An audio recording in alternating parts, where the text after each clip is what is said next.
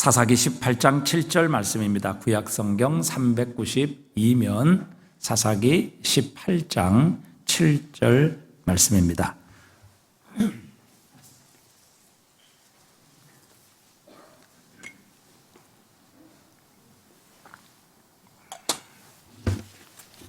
사사기 18장 7절 우리 다 같이 한 목소리로 읽겠습니다. 이에 5사람이 떠나 라이스에 이르러 거기에 있는 백성을 본즉 염려 없이 거주하며 시돈 사람이 사는 것처럼 평온하며 안전하니 그 땅에는 부족한 것이 없으며 부를 누리며 시돈 사람들과 거리가 멀고 어떤 사람과도 상종하지 아니함이라. 아멘. 오늘 본문은 시돈 사람들에 대한 이야기입니다. 그리고 그들의 처음과 끝이 기록이 되어 있습니다. 우리가 읽지 않았습니다만 마지막에 이제 읽을 텐데 이 시돈 사람, 라이스에 거하는 시돈 사람들은 결국에는 멸망을 당하게 됩니다. 대충 이제 정리를 하자면 시돈에 많은 사람들이 시돈에 살던 많은 사람들이 자기들끼리 모여서 자기들의 삶의 방식대로 살아갈 수 있는 그런 장소를 찾기 위해서 그들이 시돈을 떠나서 이리저리 돌아다녔습니다. 그들이 도대체 시돈을 왜 떠났는지 거기에 대한 자세한 설명은 정확하게 성경에 나와 있지 않습니다. 우리가 대충 상상을 해본다면 그 시돈에 살기에는 너무 자신들에게 부과된 세금이 무겁기 때문에 그 세금을 피하기 위해서 자기들만의 장소로 자기들만의 도시와 삶을 영위하기 위해서 떠났다. 이렇게 우리가 추측할 수도 있을 것입니다. 아니면 자기들이 살고 있었던 그 시돈이라는 성읍을 지키고 방어하기 위해서 자신이나 혹은 자신의 자녀들이 전쟁터에 끌려갈지도 모르겠다라는 위기의식 때문이었을 수도 있을 것입니다. 우리 대한민국에 살면 저희 이제 북한 때문에 우리는 병력의 의무를 남성들은 져야만 하지요. 그런 의무를 피하기 위해서 혹시나 전쟁터에 나가서 나나 내 자식이 죽지는 않을까, 그 전쟁터로 불려나가지는 않을까 하는 이런 위기의식 때문에 이런 의무를 피하기 위해 이런 의무를 피하기 위해서 그들이 이 시돈을 떠나서 이 라이스라는 곳으로 이사 왔을지도 모릅니다. 아니면 시돈이라는 곳이 좀 살기가 어려워졌을 수도 있죠. 우리 지금처럼 갑자기 인구가 너무 많아져서 집값이 오르고 물가가 오르고 살기가 팍팍해졌기 때문에 그 시돈을 떠나서 오늘 이 라이스라는 곳에 정착을 했는지도 모르겠습니다. 어쨌든 이 사람들은 사람이 없는 지역으로 떠나 살게 되면 지금처럼 책임도 의무도 감당하지 않고 간섭도 받지 않을 수 있기 때문에 지금보다는 훨씬 더 좋은 환경 여건에서 살 수 있을 것이다. 이런 생각을 하고 결국에는 이 시돈을 떠나서 오늘 라이스라는 곳에 정착을 하게 되었습니다. 아무튼 우리가 이 사람들이 왜 시돈을 떠나서 헤매다가 라이스라는 곳에 정착을 했는지 정확한 이유는 우리가 알지 못합니다. 본문에 나온 이야기를 통해서 추측해 볼 때 맨 마지막에 추측, 지금 시돈보다는 훨씬 더 좋은 환경과 여건에 살기 위해서 자신들의 본토 고향인 시돈을 떠나서 이 라이스라는 곳에 정착을 했다. 이렇게 추측을 할 수 있습니다. 그래서 어쨌든 이들은 시돈을 떠나서 돌아다니다가 마침내 자신들의 원하는 조건에 딱 맞는 장소를 발견을 했습니다. 그리고 그곳에 정착하며 살았고 오늘 본문에 보니까 그곳 이름을 라이스라고 이렇게 표현하고 있죠. 라이스라는 곳에 결국 시돈 사람들이 몇몇 사람들이 정착을 하게 되었습니다. 그 이후에 이 시돈 사람들, 즉 라이스에 정착한 시돈 사람들이 어떻게 살았는지 하는 것이 오늘 본문 우리 읽은 말씀에 자세히 기록이 되어 있습니다. 그들의 원대로 이전에 시돈이라는 도시로부터 전혀 참견도 간섭도 받지 않고 또 그것 때문에 걱정했던 일들, 세금을 부과한다거나 세금을 맞는다거나 아니면 병역의 의무를 진다거나 이런 모든 것에서 그들은 아주 자유롭게 되었습니다. 그들은 염려 없이 살았습니다. 그리고 평온하고 안전하게 살았습니다. 그 땅에는 부족한 것이 없었고 부를 누리며 자신들이 떠난 시돈과도 거리가 아주 멀어서 전혀 이전에 그 자신을 통치하고 다스렸던 시돈이라는 도시와는 전혀 간섭받지 않고 살 수 있는 그런 곳이 되었던 것이죠. 그래서 그곳의 이름을 라이스라고 붙였고, 거기 있는 백성들을 본즉 시돈 사람들이 사는 것처럼 평온하며 안전하니 그 땅에는 부족한 것이 없으며 부를 누리며 시돈 사람들과도 거리가 멀고 어떤 사람과도 상종하지 아니함이라, 이렇게 표현하고 있습니다. 이것은 단 지파의 다섯 사람의 정탐꾼이 이제 이 라이스라는 곳을 결국 점령하고 이 라이스를 단의 지파의 정착지로 삼게 되는 과정 가운데서 일어난 한 사건입니다. 자, 그런데 문제는 이 라이스에 살던 시돈 사람들은 자신을 보호하기 위해서는 어떤 장치도 마련하지 않았던 것입니다. 외부에서 쳐들어올지도 모를 그런 공격에 전혀 어떤 산성을 쌓은 것도 아니고 또 경비를 둔 것도 아니고 방어책을 마련하지도 않았습니다. 그래서 오늘 이 본문 7절에 보면 결국 단지파 사람들 5명이 정탐을 하러 이 라이스를 찾아왔습니다. 그리고 결국 그들이 다시 단지파로 돌아가서 600명의 사람을 데리고 와서 이 라이스를 점령하게 되는데, 라이스 사람들은 전혀 저항하지 못하고 그것을 결국 빼앗기게 되며 모든 사람들이 전멸을 당하고 결국 그곳이 단 지파의 땅이 되는 바로 그런 사건이 일어나게 되었습니다. 그러니까 이 라이스에 살던 시돈 사람들은 자신들이 어떤 사람들, 외부의 공격에 의해서 이렇게 멸망을 당할 것이다 라고는 전혀 그들은 꿈에도 생각조차 하지 않았던 것이죠. 그렇기 때문에 어떤 방책도 어떤 대비책도 세우지 않았던 것입니다. 자, 오늘 이 시돈 사람들의 이야기, 라이스에 살던 시돈 사람들의 이야기는 지금으로부터 수천 년 전의 이야기지만, 그러나 하나님께서 수천 년 전의 이야기를 그저 우리에게 들려주시는 옛날 이야기로 말씀하시는 것이 아니라 바로 오늘을 사는 저와 여러분에게, 그리고 이 시대에 들려주시는 하나님의 말씀으로 우리에게 던져주고 계시다는 사실입니다. 여러분, 우리는 늘 치명적이고 아주 위험한 죄에 대해서는 굉장히 경계를 하고 그것을 무거운 죄로 취급하고 또 그것을 짓지 않기 위해 걱정합니다. 그것을 짓게 되면 참 위기의식을 느끼죠. 그러나 사소한 죄, 그리고 드러나지 않는 죄악에 대해서는 때로는 전혀 무감각하거나 아니면 의식하지 못하고 지나치는 경우들이 참 많습니다. 예를 들어서 우리 기독교인들이 살인을 하거나 도둑질을 하게 되면 이건 큰 죄악을 범하는 것이죠. 더군다나 이건 사회적으로도 용납될 수 없는 그런 죄입니다. 간음을 하게 되면 가정이 깨지게 되고 거기에 대한 또한 형벌이나 결과들이 따르게 됩니다. 그래서 이런 것들은 굉장히 우리가 경계해야 될 그런 죄악으로 우리는 잘 알고 있습니다. 하지만 우리의 영혼이 영적으로 침체되어 있는 상태에 있거나 혹은 우리가 하나님을 떠나 우리의 마음대로 살아가는 하나님의 통치와 다스림, 그분의 간섭을 떠나서 우리의 마음대로 살아가는 이런 죄악에 대해서는 이것을 죄악시하거나 혹은 경계하거나 그것을 두려워하는 일은 거의 우리가 느끼지 못하고 살아가고 있습니다.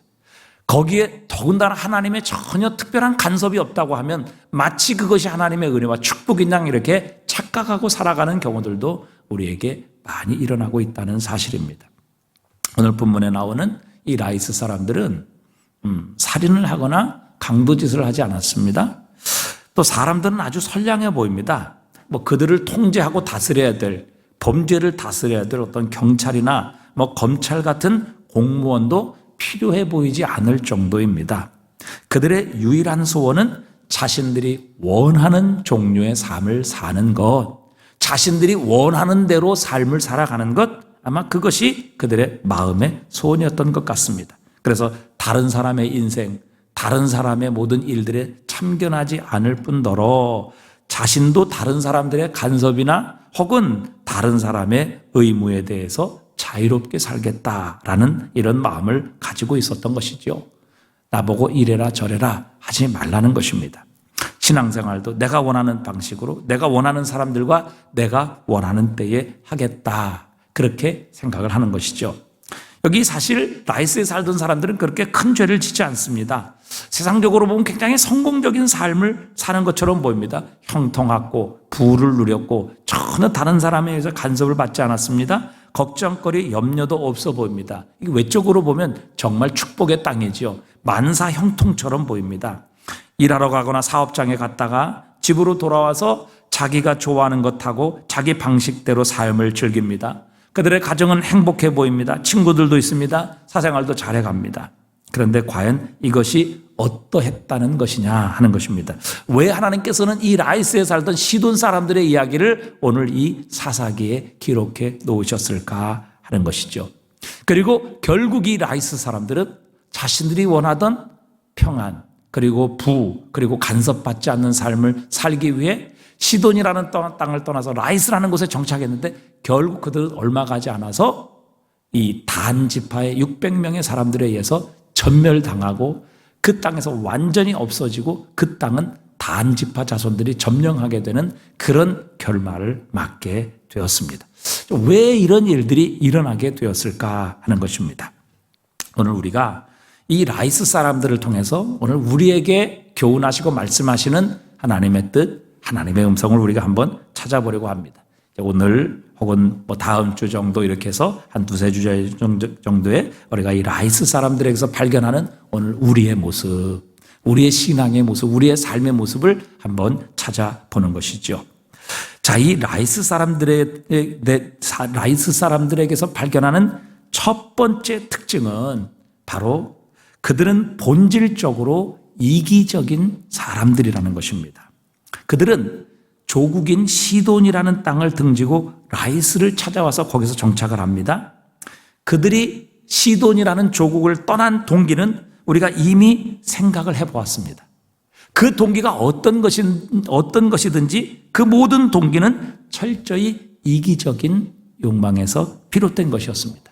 세금이 무거워서라든지 아니면 전쟁에 끌려나갈 것이라든지 여러 가지 동기가 있었지만 자신들의 모든 간섭을 그 시돈에서의 간섭을 다 뿌리치고 정말 자신들만이 원하는 자신들이 이 간섭받지 않은 그런 삶을 살겠다라고 하는 어떤 동기가 됐든지 이들의 모든 동기는 철저히 이기적이었습니다. 과연 그들이 이 시돈 땅을 떠나 라이스에 정착한 동기가 남을 위해서인가? 전혀 그런 것은 찾아볼 수 없습니다. 이웃을 위한 것인가? 자기 자신을 희생해서 다른 사람을 유익하게 하고 다른 사람을 살리고 다른 사람을 행복하게 하기 위해서 다른 사람을 지켜주기 위해서 과연 이들이 시돈을 떠나 오늘 이 라이스라는 곳에 정착하게 되었느냐 하는 것이죠. 그러니까 이들이 시돈을 떠나 이 라이스라는 곳에 정착했던 동기는 결코 이웃을 위한 동기, 남을 위한 동기 혹은 희생을 위한 동기는 하나도 전혀 발견할 수가 없습니다. 모두가 다 자신들만을 생각했던 것이죠. 자신들이 원하는 것, 자신들의 만족, 자신들의 이익을 위해서 그들은 지금 조국까지 떠나서 라이스라는 곳에 정착을 했던 것입니다. 그래서 적당한 장소를 발견하게 되자 그곳에 정착한 후에 그들은 완전히 외부 세계와의 교류를 끊어버립니다. 왜? 더 이상 외부 세계의 간섭, 외부 세계에 대한 교류를 간섭받지 않고 간섭하지 않겠다는 것이죠. 그런 이기심은 다른 사람의 처지, 다른 사람의 형편이 어떻게 되었든지 자신만 아무 일 없이 행복하게 살면 된다라는 이런 이기적인 동기가 그들의 마음속에 숨어 있음을 우리는 알 수 있습니다. 여러분, 이런 이기적인 동기, 이기적인 마음, 이것은요, 이 라이스 사람들에게만 있었던 것이 아니라 오늘을 사는 우리들에게, 아니 전 세계 모든 사람들에게 해당되는 것이죠. 여러분, 오늘 나라들 사이에서도 얼마나 여러분 이 이기적인 모든 그 이기심이라는 그 근본 동기가 나라의 전체를 움직이고 있는지 알 수 없습니다. 여러분, 모든 나라들이 다 그렇지 않습니까? 자국의 이익에만 관심이 있습니다.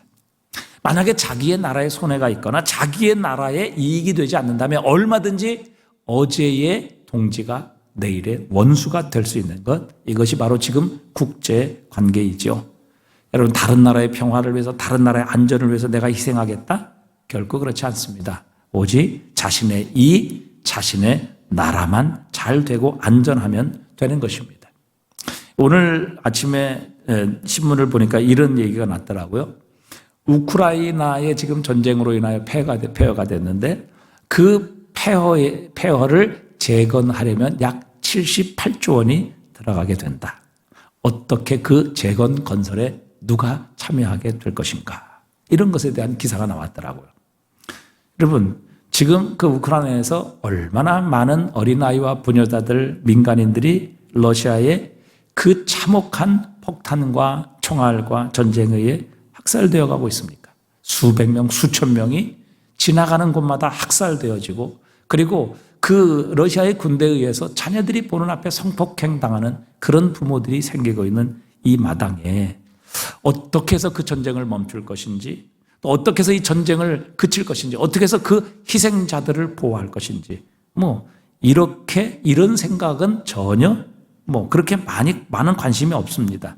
어떻게 하면 이 상황 속에서도 자국의 이익을 극대화할 것인지, 어떻게 자신의 나라가 피해를 덜 볼지, 이런 것에 대한 모든 관심이 바로 각 나라들이 지금 가지고 있는 것입니다. 그래서 철저히 자신의 나라에 이익이 있는가? 자신의 나라에 손해가 되지는 않을까? 이런 것들을 계산하며 결국에는 이 우크라이나의 관계를 유지하고 있는 것입니다.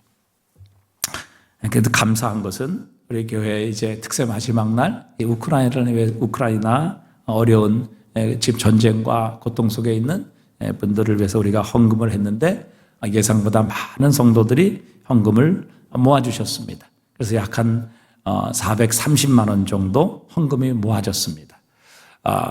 그렇게 많이 나올 것이라고는 예상을 안 했는데 많은 성도들이 정말 마음을 다해 참여를 해주셔서 얼마나 감사하고 참 제가 너무 자랑스러웠습니다.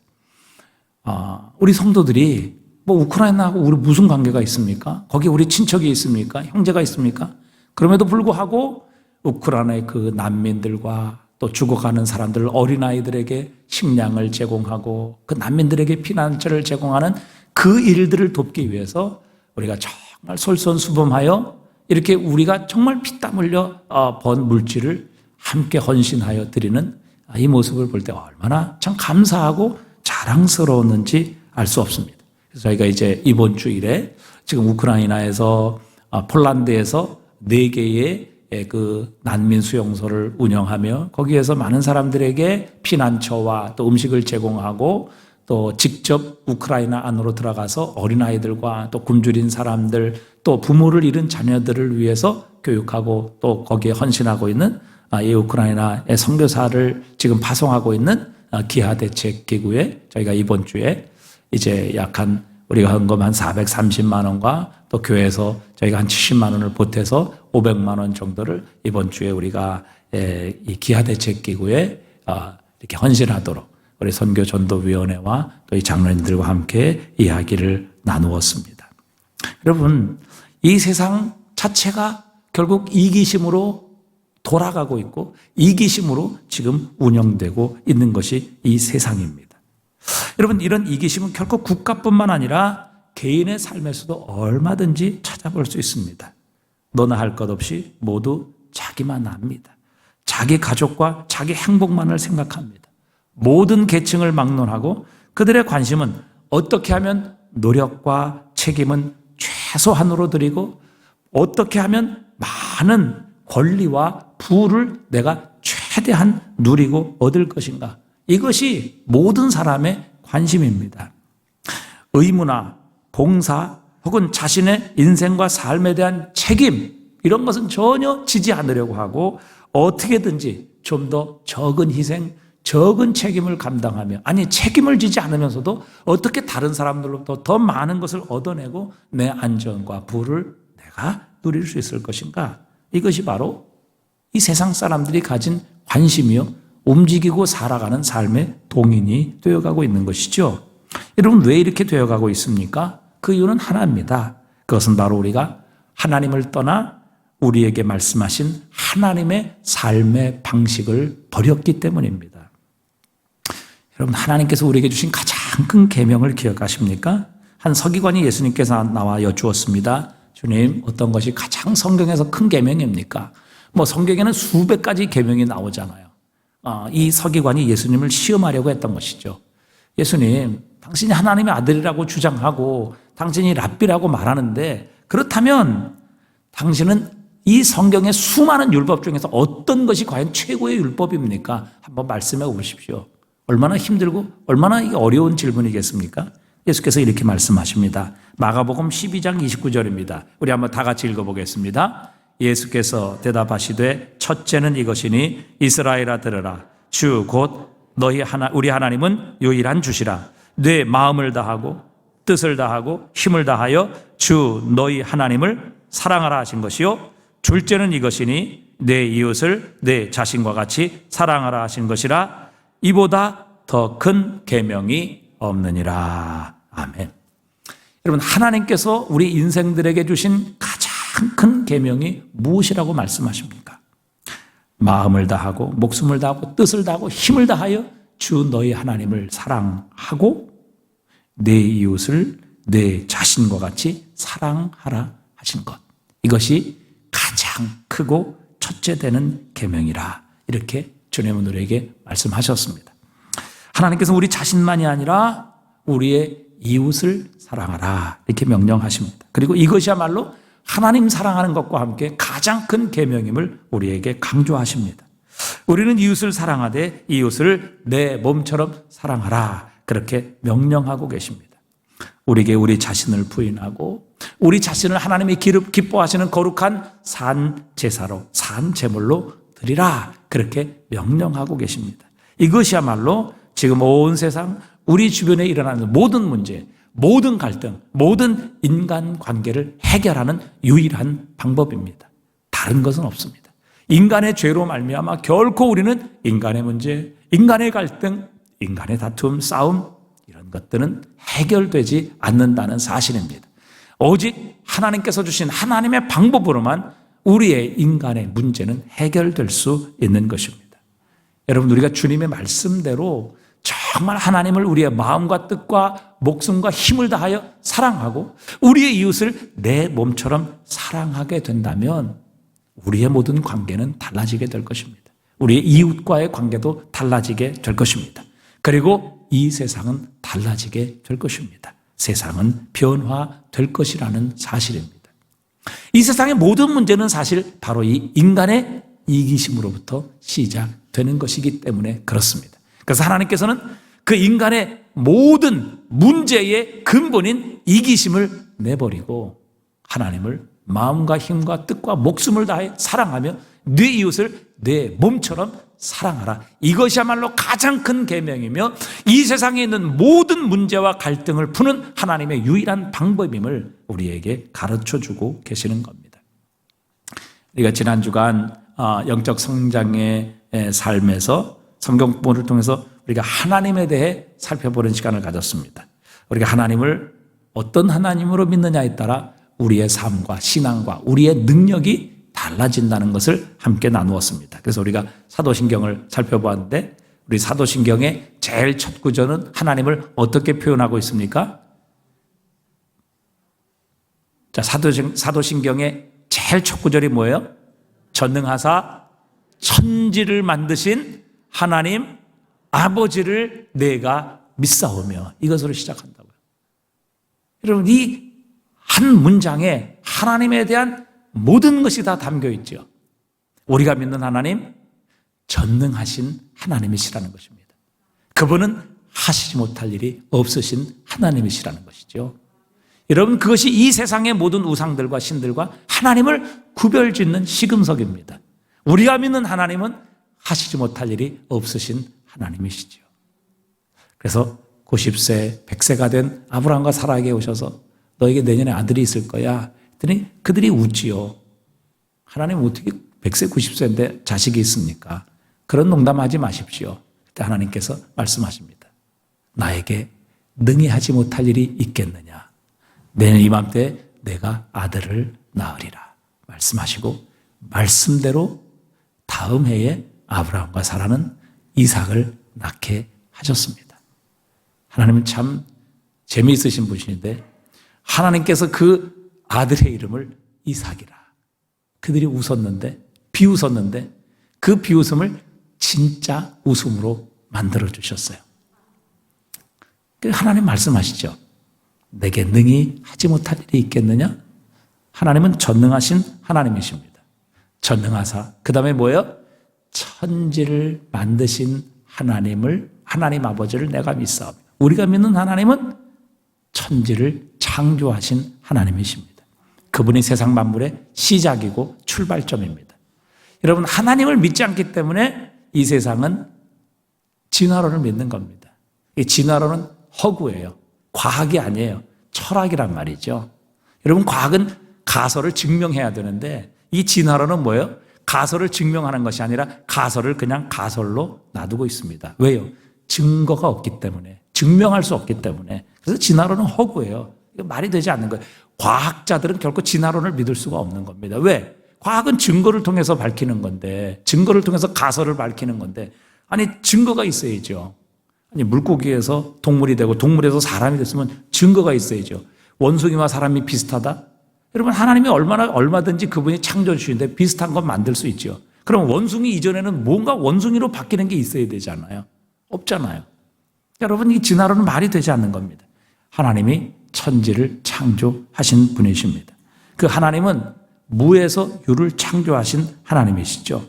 여러분, 하나님이 자신을 창조주라고 밝히시는 것은요, 하나님이 모든 것을 지으셨다는 말씀이고, 그분이 모든 것을 지으셨다면 바로 그분이 이 세상 모든 것의 소유주라는 것을 가리키는 겁니다. 그분은 무에서 유를 만드셨기 때문에 그분이 바로 만드신 모든 것의 주인이라는 말씀이죠. 심지어는 그분은 우리를 그분의 형상대로 만드셨습니다. 우리를 그분이 만드셨다면 우리는 그분의 소유입니다. 그러기에 이것은 뭐예요? 우리는 청직이라는 답이 자연스럽게 나오는 겁니다. 왜? 하나님께서 우리를 창조하셨고 하나님께서 우리의 주인이시기 때문에 하나님이 우리의 창조주이시고 우리의 주인이실 뿐만 아니라 그렇게 된다면 나는 청직이 하나님의 이 모든 것을 맡은 자가 되는 것이죠. 그래서 여러분, 우리의 물질, 우리의 것 아닙니다. 여러분, 얼마나 가지고 계시겠어요? 70, 80평생?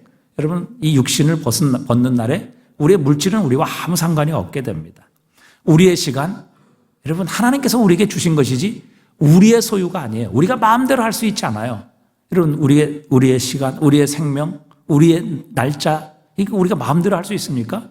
결코 할 수 없어요. 하나님께서 우리에게 주신 만큼 우리는 사는 거예요. 하나님께서 오라 그러면 지금 이 순간에도 우리는 가야 돼요. 거부할 사람이 아무도 없어요. 왜? 이 시간의 주인이 하나님이시기 때문에. 우리의 몸도 우리의 생명도 다 하나님의 것이에요. 우리의 자녀, 여러분, 하나님이 우리에게 맡겨주신 것이 우리의 소유가 아니에요. 우리 마음대로 하는 것이 아니라 우리의 자녀를 하나님의 뜻대로 키워야 될 이유가 거기에 있는 거예요. 왜? 우리의 소유가 아니라 하나님의 소유이기 때문에 그렇습니다. 그래서 우리는 이 모든 것을 이 땅에 사는 동안 잠시 맡아 돌보고 사용할 뿐이지요. 여러분, 우리 인생의 궁극적인 목적이 무엇입니까? 우리를 지으신 하나님의 목적대로 사는 거예요. 하나님께서 이 모든 것을 지으셨다면 그 지으신 것은 반드시 목적이 있는 거예요. 마이크를 만든 사람은 마이크를 이렇게 만들어서 이 마이크를 통해서 더 큰 목소리로 사람들에게 소리를 들리게 하는 목적을 갖고 이 마이크를 만드는 거예요. 이 물컵을 만든 사람은 이 물컵을 안에 물을 담고 음료수를 담아서 사람들이 마시도록 하기 위해 이 물컵을 만든 거예요. 여러분, 모든 존재하는 것은 목적이 있습니다. 창조주, 그것을 만든 분의 목적이 있어요. 여러분, 우리를 향한 목적은 뭐예요? 우리를 향한 목적은 뭐예요? 여러분, 우리의 궁극적인 목적이 뭡니까? 우리는 행복이라고 생각해요? 우리 자신의 즐거움이라고 생각해요? 그렇지 않아요. 여러분, 우리의 인생의 목적은요, 하나님의 영광입니다. 그분의 나라와 그분의 뜻을 우리가 구하는 거예요. 그렇게 될 때요, 우리가 추구하고 원하는 바로 행복과 즐거움은 하나님께서 하나님의 영광을 위해 사는 자들에게 주시는 하나님의 선물이에요. 덤이라고요. 여러분, 이거 우리가 하나님의 목적과 우리가 원하는 것을 우리가 착각해서는 결코 되지 않습니다. 우리가 하나님의 뜻을 순종하고 하나님의 영광을 위해 살아가면 하나님께서 그걸 우리에게 선물로 주시는 것이지, 여러분, 우리의 행복, 우리의 기쁨, 우리의 즐거움, 그건 결코 인생의 목적이 아니에요. 왜? 하나님께서 그것을 위해서 우리를 지은 것이 아니라 우리를 하나님의 영광을 위해 지었기 때문에 그렇습니다. 소요리분다 1번에도 사람의 제일 되는 목적이 무엇입니까? 영원토록 하나님을 영화롭게 하고 glorify Him이에요. 하나님을 영광스럽게 하는 것. 무엇을 통해서? 우리의 예배를 통해서, 봉사를 통해서, 섬김을 통해서, 또 교제를 통해서, 양육을 통해서, 전도를 통해서 하나님께 영광을 돌리는 것. glorify Him. 우리의 그것이 첫 번째 목적이에요. 그리고 그분을 영원토록 즐거워하는 것. 이게 인생의 목적이지, 우리 자신이 즐거워하는 것, 우리 자신이 행복한 것, 이건 우리의 인생의 목적이 아니에요. 왜? 하나님께서 우리를 지으실 땐 하나님의 영광을 위한 목적을 가지고 지었기 때문이죠. 그런데 우리가 그 하나님의 목적을 따라, 하나님의 영광을 따라 살면요, 하나님께서 우리에게 즐거움도 주시는 겁니다. 기쁨도 주시는 거예요. 행복한 삶도 우리에게 선물로 주시는 것입니다. 그래서 주님께서 뭐라고 말씀하셨어요? 너희는 먼저 그의 나라와 그의 의를 구하라. 그리하면 이 모든 것을 너희에게 더하시리라, 이렇게 말씀하셨다고요. 그러니까 우리가 먼저 구하고 우리가 추구해야 될 우리의 인생의 목적은 하나님의 나라, 그분의 의, 그분과의 올바른 관계예요. 그렇게 되면 너희들이 원하는 기쁨도 즐거움도 행복도 건강도 내가 너희에게 덤으로 줄 것이다. 그렇게 하나님께서 약속하시는 겁니다. 예수님께서는 우리가 살던 곳을 떠나 편안하고 아무런 간섭받지 않는 곳으로 가서 거기 가서 우리가 원하는 삶을 마음대로 살아라, 이렇게 말씀하시지 않았어요. 오늘 이 라이스에 사는 사람처럼 시돈을 떠나서 그 이유가 어떤 동기든지 어떤 이기적인 생각이든지 그 시온을 떠나서 자기들만의 삶, 자기들이 원하는 종류의 삶을 살라, 이렇게 주님은 우리에게 말씀하시지 않으셨어요. 주님은 오히려 이렇게 말씀하셨죠. 오히려 십자가를 지고 나를 쫓을 것이니라 말씀하셨어요. 오늘 라이스 백성처럼 모든 것을 내버리고 너희들이 원하는, 우리가 원하는 삶을 살라, 이렇게 말씀하신 것이 아니라 십자가를 지고 나를 쫓을 것이니라. 그리고 주님께서는 그 다음에 이렇게 말씀하셨죠. 마태복음 16장 25절에 보니까 누구든지 제 목숨을 구원하고자 하면 잃을 것이요 누구든지 나를 위하여 제 목숨을 잃으면 찾으리라, 이렇게 말씀하셨어요. 오늘 라이스 사람들은요, 사실 자신들의 목숨을 구원하려고 했던 것이죠. 자기 스스로가 구원받기 위해 하나님의 사명, 하나님의 공동체를 떠나게 됐어요. 어떻게 됐습니까? 결국 이들은 망하게 됩니다. 결국 단 사람 600명에 의해서 완전히 전멸돼요. 그 땅을 다 빼앗기게 버리고 그들은 없어져 버립니다. 마찬가지예요. 여러분, 우리가 우리를 위해서 살면, 우리의 기쁨, 우리의 즐거움, 우리의 행복을 위해서 살면 결국 우리는 모든 것을 잃어버리게 될 것이지만 주님을 위해, 주님의 영광을 위해 우리의 삶을 드리게 되면 주님께서 우리의 삶을 책임져 주시고 우리의 필요한 모든 것들을 주님께서 더해 주시리라, 우리에게 약속하고 계세요. 그래서 오늘 시돈을 떠나서 자기의 즐거움을 위해서 살던, 자기의 즐거움을 위해서 살던 이 라이스 사람들, 자신을만을 위해 살려고 했던, 그래서 모든 책임, 의무, 희생, 봉사, 섬김, 이런 것들을 다 내팽개치고 그저 자신들만의 아무 간섭받지 않고 책임도 없고 의무도 없는 그런 라이스의 삶을 살기 위해 떠났던 사람들은 결국 어떻게 되었습니까? 오늘 보면 28절 우리 한번 다 같이 읽어보도록 하겠습니다. 우리 28절 한번 다 같이 읽어보겠습니다. 18장 28절 한번 읽어보도록 하겠습니다.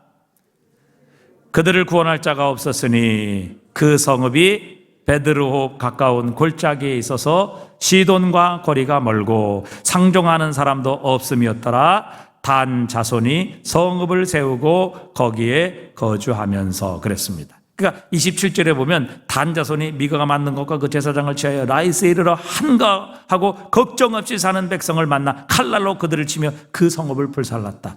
그런데 그들을 구원할 자가 아무도 없었어요. 왜? 성읍이 베드르 가까운 골짜기에 있어서 시돈과 거리가 멀고 상종하는 사람도 없었어요. 사실은 그렇게 자신들의 행복을 위해서 거리도 멀리, 상종하는 사람도 없이, 아무도 간섭하는 사람도 없이 그렇게 살려고 했던 이 라이스 사람들, 결국에 뭐예요? 그 이기적인 욕심 때문에 그들은 단지파에 의해서 멸망을 당하고 말았던 것이죠. 주님의 말씀이 진리예요. 누구든지 제 목숨을 구원하고자 하면 잃을 것이요 누구든지 나를 위하여 제 목숨을 잃으면 찾으리라. 결국 라이스 사람들이 이렇게 된 거거든요. 여러분, 예수님의 삶을 바라보십시오. 예수님께서 못 박히시고 머리에 그 손가락만한 가시관을 쓰시고 그 가시에 찔리시고 얼굴에는 정말 그 머리에서 흘러나오는 피로 범벅이 되시고 또 죄인들에게 침뱉음을 당하시고 그들의 손바닥으로 뺨을 맞으실 이유, 여러분 예수님에게서 한 가지라도 찾을 수 있나요? 하나님이신 주님, 죄가 전혀 없으신 주님께서 왜 이런 수치, 이런 고통, 십자가의 죽음을 당하셔야만 하셨느냐는 것이죠. 과연 주님 때문입니까? 주님의 죄 때문입니까? 주님께서 실수하셨기 때문입니까? 여러분 이사야서 53장 5절은 우리에게 분명히 예수님의 고난의 이유를 말씀하고 계세요. 그가 찔림은 누구의 허물 때문이에요? 우리의 허물 때문. 그가 상함은 누구의 죄악 때문이에요? 우리의 죄악 때문이다. 그가 징계를 받음으로 우리는 평화를 누리고 그가 채찍에 맞음으로 우리는 나음을 받았도다. 여러분 예수님은 철저히 자신이 아니라 우리 중심으로 사셨어요. 철저히 우리를 위해서 희생하셨고 철저히 자신을 내버리시고 자신을 십자가에 내어주시며 우리를 살리시기 위해 자신의 모든 것을 희생하셨어요. 그것 때문에 우리는 평화를 누리고 그것 때문에 우리는 생명을 얻게 되었고 그것 때문에 우리는 죄의 종에서 하나님의 자녀가 되는 권세를 얻게 된 것입니다. 만약 예수님께서 정말 이 라이스 사람들처럼 조금이라도 자신을 위한 마음이 있었다면, 정말 조금이라도 자신을 생각하시는 그런 마음이 있으셨다면, 자신의 안위를 생각하시고 자신을 돌보기 위해, 아니 자신을 조금이라도 아끼셨다면, 여러분 예수님은 왜 이 땅에 오셨겠어요? 왜 죄 없으신 하나님의 아들이신 주님이 그딴 모욕과 수치와 그 고통과 결국에는 십자가에 벌거벗겨 죽임당하는 그 비참한 고통과 죽임을 당하셨을까요? 전혀 예수님에게는 이런 일이 일어날 일이 없는 분이시고 또 그런 일을 당할 전혀 이유가 없으신 주님이십니다. 그러나 예수님의 유일한 관심은 오직 우리 죄인이었습니다. 우리가 구원받기를 원하셨고 우리가 행복해지고 하나님의 즐거움으로 채워지기 원하셨습니다. 그렇기 때문에 주님은 이것을 위해 자신의 고통을 받으셨고 자신이 채찍질 맞으셨고 자신이 상하셨고 자신이 대신 징계를 받으시고 자신이 결국 십자가에 우리 대신 죽어 주신 것이죠. 예수님께서 우리를 위해 자신의 모든 것을 희생하시고 내어주시고 십자가를 지셨기 때문에 우리는 우리의 힘으로 얻을 수 없는 이 놀라운 하나님의 구원을 얻게 된 것입니다. 여러분, 이 십자가로 인하여, 예수님의 십자가로 인하여 우리가 구원을 받았다면, 여러분 이 십자가를 생각한다면 어찌 우리가 이 라이스 사람처럼 정말 우리의 이익과 우리의 자신의 행복과 즐거움만을 우리가 생각하며 이기적인 마음으로 우리가 이 땅을 살아가겠느냐 하는 것이죠. 여러분, 신앙생활을 하고 교회 안에서 우리가 예수를 믿는다고 하면서도 얼마나 이기적인 삶, 자신의 유익을 위하여, 신앙조차도 자신의 만족을 위하여 신앙생활하는 그리스도인이 많이 있는지 알 수 없습니다. 고린도전서 10장 24절 우리에게 말씀하십니다. 누구든지 자기의 유익을 구하지 말고 남의 유익을 구하라. 자기의 유익을 구하지 말고 남의 유익을 구하라. 왜? 주님께서 이렇게 사셨기 때문에 우리가 유익을 얻었기에 우리도 자신의 유익을 구하지 말고 예수님의 모습을 본받아 다른 사람의 유익을 구하라. 여러분, 우리가 이렇게 산다면 아마 지금 우리의 공동체는 천국과 같은 공동체로 바뀌게 되겠죠. 무엇을 하든지 내 중심이 아니라 다른 사람의 유익을 위해서 한다면. 그러나 교회에서도 얼마나 내 중심으로 모든 것을 판단하고 또 모든 것을 정죄하고 또 모든 것이 내 중심으로 돌아가기를 원하고 바라고, 그렇지 않으면 불평하고 원망하고 비난하는 일이 있는지 우리 자신은 많이 느끼고 알고 있습니다. 이런 하나님께서 이 모습이 오늘 변화되기를 원하십니다. 그렇게 이기적인 동기, 이기적인 마음 갖고 살면 결국 마지막은 뭐예요? 망한다는 겁니다. 결국 마지막은 다 잃어버리게 된다는 것을 주님은 우리에게 교훈하고 계시는 겁니다. 여러분, 누구든지 자신의 유익을 먼저 구한다면 교회는 교회되지 못할 것이고 그리스도인은 진정한 그리스도인이 될 수 없을 것입니다. 여러분, 왜 세상이 교회를 통해 예수 그리스도의 모습을 볼 수 없습니까? 왜 세상이 교회가 세상과 다르다는 것을 그들은 인식하고 정말 교회 안에 있는 이 놀라운 그리스도 예수의 십자가의 은혜, 그 크신 사랑 체험하고 깨닫지 못할까요? 그 이유는 예수를 믿는 그리스도인, 즉 주의 몸된 교회의 지체인 성도들이 세상과 똑같은 자신의 이기적이고 또 자신의 이익만을 챙기고 또 자신만 잘 되기를 바라고 자신의 가족만 잘 되면 아무 문제가 없다고 생각하는 이런 이기적인 생각을 가지고 그리스도 예수의 십자가의 모습을 우리가 닮아가지 못하기 때문은 아닙니까? 오늘 하나님께서는 이 라이스에 사는 백성들을 통해 우리에게 말씀하십니다. 우리의 이기심은 우리를 즐겁고 행복하게 만드는 것이 아니라 결국 우리를 심판, 멸망으로 몰고 가게 된다는 것. 그래서 결국 아무도 그들을 도울 사람이 없었어요. 멀리 떨어져서 간섭받지 않고 행복하게 살겠다? 멀리 떨어져 있었기 때문에 어느 누구도 그들을 도울 수가 없었어요. 간섭하지 않았어요. 그들이 죽어도 멸망해도 어느 누구도 그들을 돌보는 자가 없었어요. 결국 그들은 단지파에 완전히 불질러지고 멸망당하고 쫓겨나고 심판당하고 죽고 그 땅은 단지파가 차지하게 되는 이런 결과를 맞이하게 되었습니다. 여러분, 우리 인간의 이기적인 욕망과 나 자신만 생각하는 이 이기심을 이제는 벗어버리고 예수님을 우리가 본받아 살아가십시다. 예수님,